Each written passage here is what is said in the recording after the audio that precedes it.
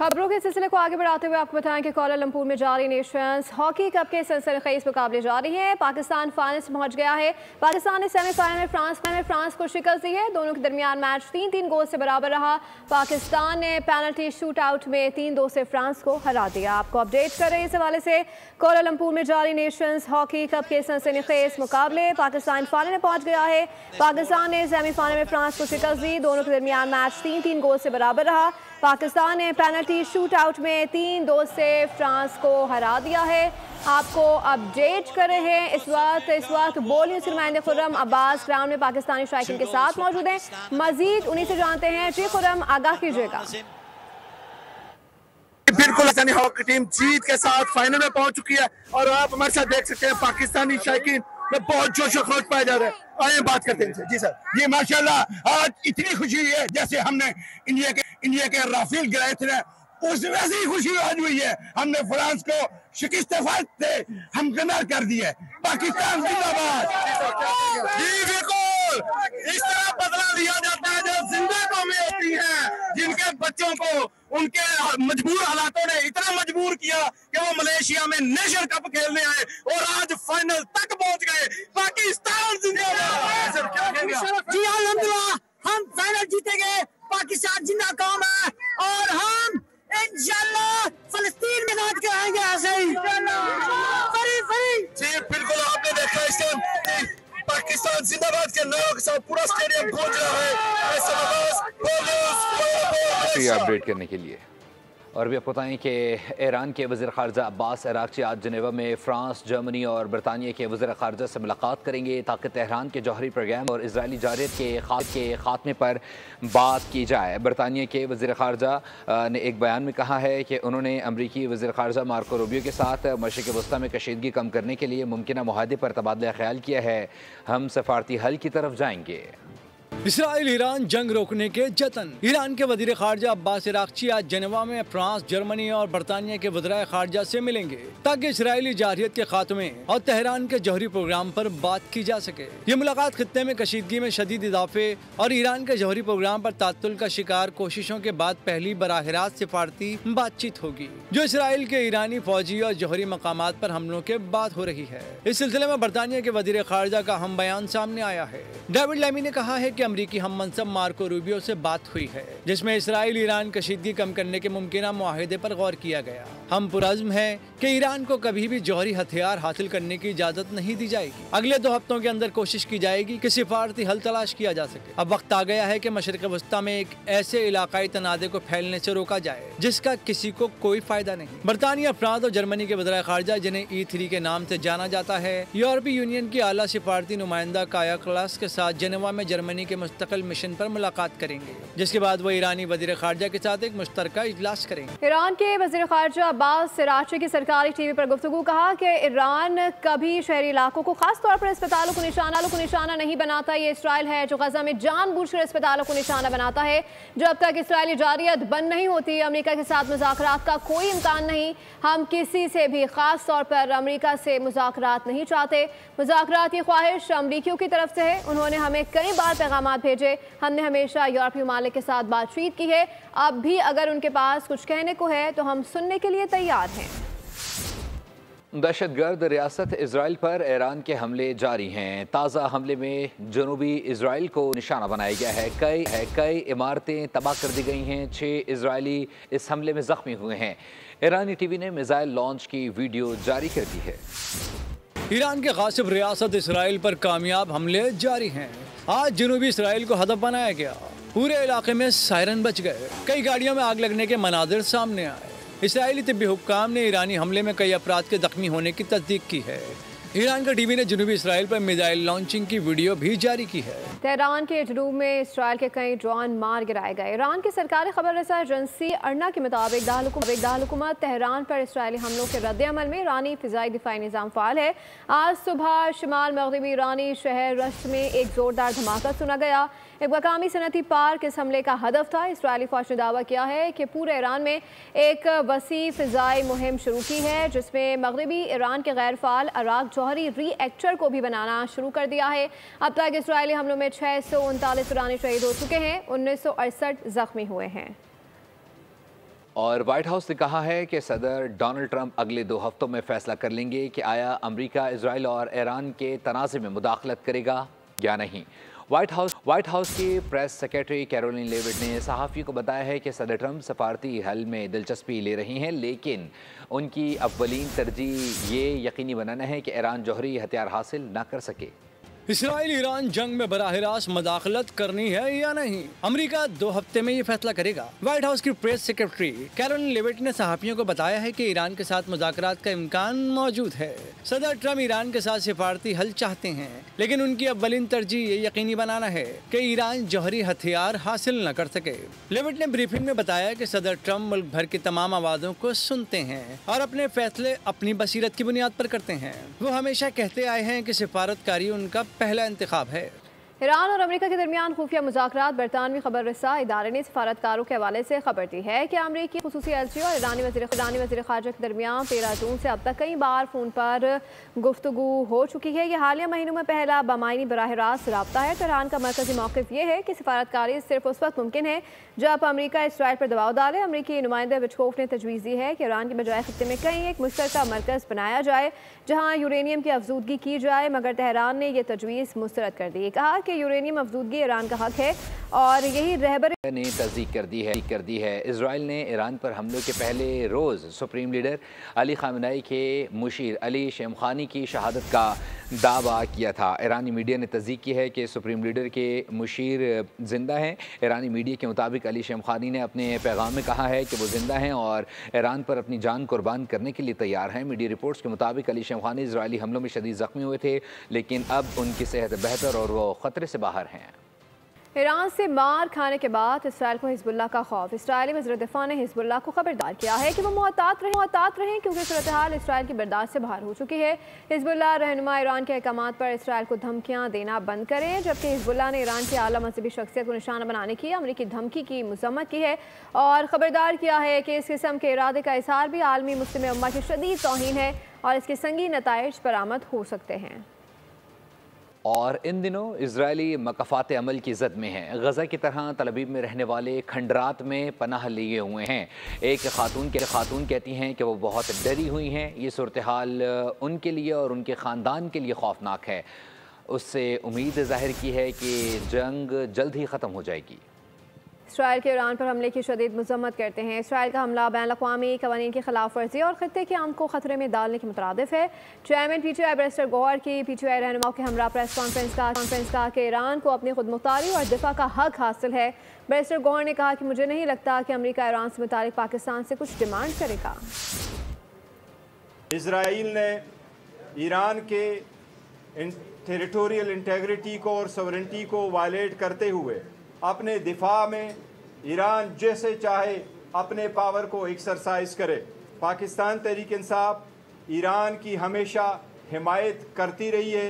UN security council की intervention करे, आप OIC कॉन्फ्रेंस बुलाएं, आप अरब लीग की कॉन्फ्रेंस बुलाए, इसकी सीज फायर कराएं और हम उम्मीद करते हैं पाकिस्तान इटसेल्फ इंशाअल्लाह ताला ईरान के शाना बशाना इसके दिफा के हक में हमेशा हो गए। फील्ड मार्शल आसिम मुनीर ने कहा है कि पाकिस्तान इलाकाई अमन व इस्तेहकाम के लिए पुरज़्म है। पाकिस्तान दहशतगर्दी के खिलाफ आलमी जंग में फ्रंट लाइन पर है। वाशिंगटन में सीनियर स्कॉलर्स, तज्ज़ियाकारों, पॉलिसी माहिरीन और आलमी मीडिया नुमाइंदगान से गुफ्तगू में मार्का हक पर रोशनी डाली।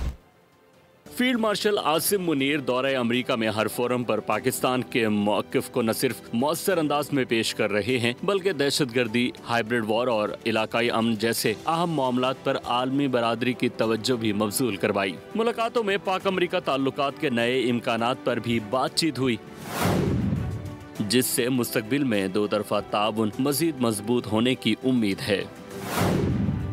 फील्ड मार्शल आसिम मुनीर ने अहम मुलाकात में कहा कि इंटरनेशनल ऑर्डर से मुतालिक पाकिस्तान तामीरी किरदार अदा कर रहा है। पाकिस्तान दहशतगर्दी के खिलाफ आलमी जंग में फ्रंट लाइन पर है।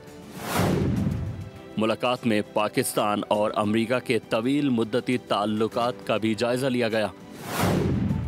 पाकिस्तान ने इंसानी और इक्तिसादी सतह पर बेपनाह कुर्बानियां दी हैं। अहम दौरे के दौरान फील्ड मार्शल की अमरीकी थिंक टैंक्स और स्ट्रेटेजिक इदारों से भी तफसीली बातचीत हुई।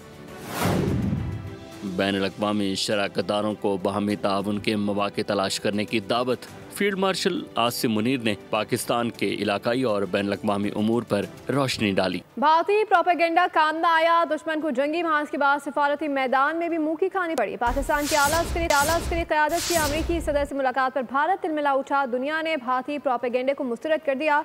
सोशल मीडिया पर शेम ऑन इंडिया का ट्रेंड भी चल पड़ा।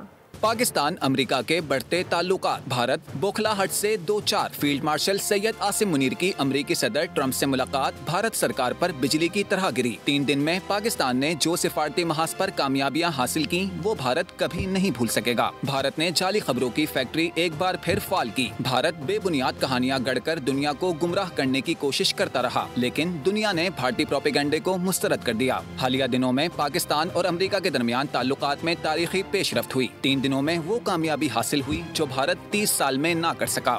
और मोदी का जंगी जुनून खित्ते को एटमी तसादुम के दहाने पर ले आया। भारतीय वज़ीर आज़म के अज़ाइम पर ग्लोबल पीस इंडेक्स ने खतरे की घंटी बजा दी है।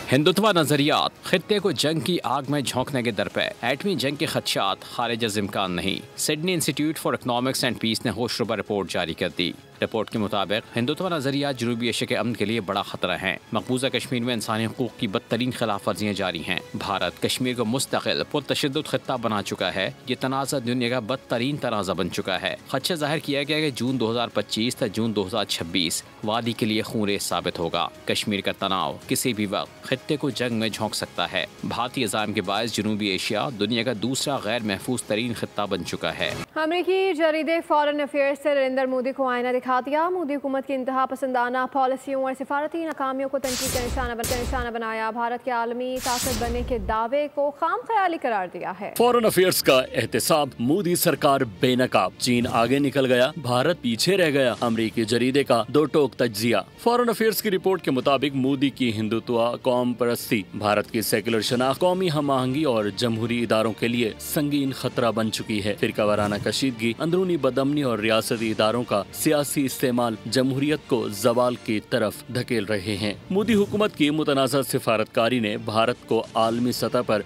अकेला कर दिया। दिफाई कमजोरी, माशी अदम ताउन और तहकीक में कम सरमायाकारी जैसे अवामिल भारत के असर व रसूख में रुकावट डाल रहे हैं। जरीदे ने खबरदार किया कि मजहबी बुनियादों पर बढ़ती तकसीम न सिर्फ भारत की दाखिली सलामती को कमजोर कर रही है, बल्कि पाकिस्तान और बांग्लादेश जैसे हमसाया ममालिक से ताल्लुकात को भी मुतासिर कर रही है।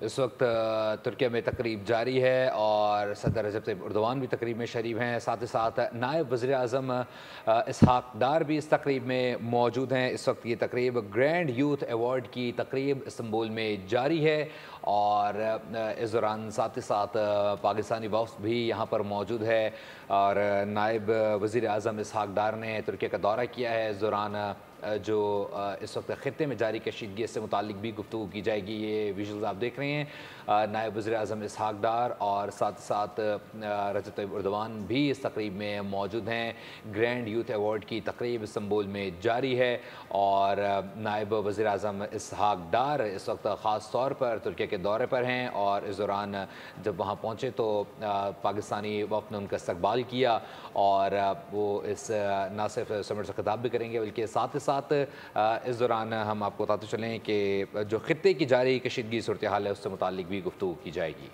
और भी बताएं कि पाक चीन डायलॉग सॉफ्ट पावर डिसइंफॉर्मेशन का मुकाबला करने के लिए कलीदी अहमियत का हामिल है। पाकिस्तानी टैलेंट और चीनी टेक्नोलॉजी एक नाकाबिल तस्खीर दीवार है। पाकिस्तान चाइना इंस्टीट्यूट के ज़ेर तमाम फ्रेंड्स ऑफ सिल्क रोड के तहत पाकिस्तान चीन डायलॉग मुनक्किद हुआ, जिसमें IDCPC के 5 रुकनी आला सतह वफ़द ने शिरकत की, जिसकी क़यादत IDCPC के चीफ ऑफ इंफॉर्मेशन सफ़ीर ने की। वज़ीर मुमलिकत कानून बैरिस्टर अकील मलिक ने अफ़गानिस्तान को CPEC में शामिल करने की तजवीज़ दी। कहा यह मुश्तरका मुस्तक़बिल के विजन की एक फितरी तौसी है। PCI के एग्जीक्यूटिव डायरेक्टर और डायलॉग के मुंतज़िम मुस्तफ़ा हैदर सैयद ने सर्द जंग के बढ़ते हुए बयानिए पर तशवीश का इजहार किया। अमरीकी कांग्रेस के नए कायम करदा काउंटर PRC इन्फ्लुएंसिंग फंड को शदीद तनकीद का निशाना बनाया गया, जो 2023 से 27 तक हर साल $325 मिलियन मुख्तस करता है। आगे बढ़ते हुए कराची के इलाके लियाकताबाद में दिल दहला देने वाला वाक़या पेश आया। मियाँ बीवी के झगड़े में बाप अपने ही बेटे की जान का दुश्मन बन गया। 10 माह के बेटे को चूल्हे पर रखकर जला दिया गया। अपडेट करें आपके हवाले से बच्चे को तशवीशनाक हालत में अस्पताल मुंतकिल कर दिया गया। डॉक्टर के मुताबिक बाप ने बच्चे को बेईमाना तशद्दुद का निशाना बनाया। बच्चे का निचला हिस्सा मुकम्मल तौर पर जल चुका है। पुलिस के मुताबिक वाकया चंद रोज पहले पेश आया। विमेन पुलिस ने तशद्दुद मुलविस बाप को गिरफ्तार कर लिया है। मां की मुद्दत में शौहर के खिलाफ मुकदमा दर्ज कर लिया गया।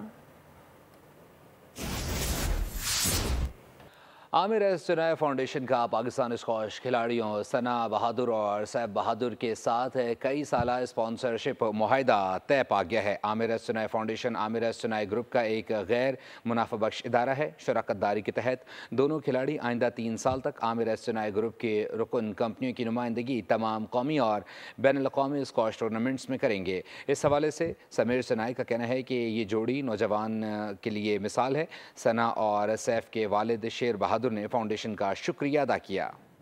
लाहौर कलंदर्स टीम इंतजामिया पाकिस्तान सुपर लीग के 10वें एडिशन की जीत का जश्न मनाने के लिए ट्रॉफी के हमरा इंग्लैंड पहुंच गई है। लंदन में मौजूद पाकिस्तानी हाई कमीशन में खुसूसी तकरीब मुनक्किद की गई। कलंदर्स के गैर मुल्की खिलाड़ी सैम ब्लिंग और टॉम किरन भी शरीक हुए। Pakistani high commissioner doctor Mohammad Faisal और साबिक चेयरमैन PCB नजम सेठी भी तकरीब में मौजूद थे। लाहौर कलंदर्स की जानिब से इंग्लिश खिलाड़ियों को खुसूसी तोहफे पेश किए गए।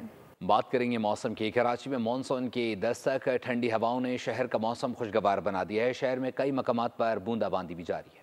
शहर कायद में मॉनसून सीजन की पहली झलक दिखाई देने लगी। बादलों ने डेरे डाल लिए। ठंडी हवाओं की शहनाई ने गर्मी को रुखसत कर दिया। महकमा मौसमियात ने 3 रोज तक मतला अबर आलूद रहने की खुशखबरी सुना दी। मुख्तलिफ औकात में बूंदाबांदी मुतवक्के, जबकि जुलाई के पहले हफ्ते से मॉनसून खुलकर बरसेगा। मशरकी बलोचिस्तान, इस्लामाबाद, पंजाब, खैबर पख्तूनख्वा, गिलगित बल्तिस्तान, कश्मीर और सिंध के बाज़ इलाकों में बारिशें मुतवक्के हैं। महकमा मौसमियात ने बारिशों के बायस नदी नालों में तुगयानी और नशेबी इलाकों में अर्बन फ्लडिंग का खदशा भी जाहिर किया है। न्यूज़ स्टूडियो से फिलहाल के लिए इतना ही। मज़ीद बाखबर रहने के लिए विजिट कर सकते हैं हमारी वेबसाइट bonews.com पे करें।